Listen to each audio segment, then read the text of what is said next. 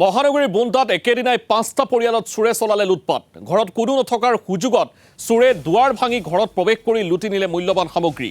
আলমিৰা ভাঙি সোণৰ গহনা নগদ ধনকে ধৰি চুৰি কৰি নিয়ে মূল্যৱান সামগ্ৰী। তদুপৰি চিলিণ্ডাৰ পানীৰ মটৰো চুৰি কৰি নিয়ে দলটোৱে।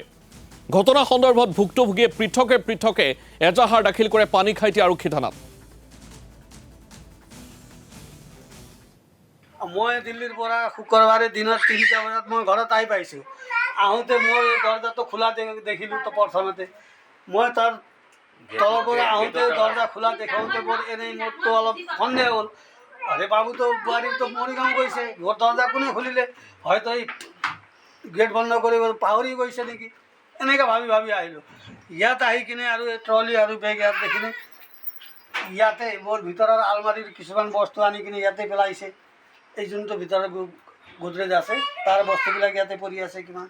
আৰু ভিতৰত চাইছোঁ এই গোদৰেজৰ আলমাৰীৰ, আপুনি বিশ্বাস কৰিব মোৰ ঘৰত কাপোৰ, পলঙৰ কাপোৰ, আলনাৰ কাপোৰ আৰু আলমাৰীৰ ভিতৰৰ কাপোৰ কোনো এটা জেগাত নাছিল।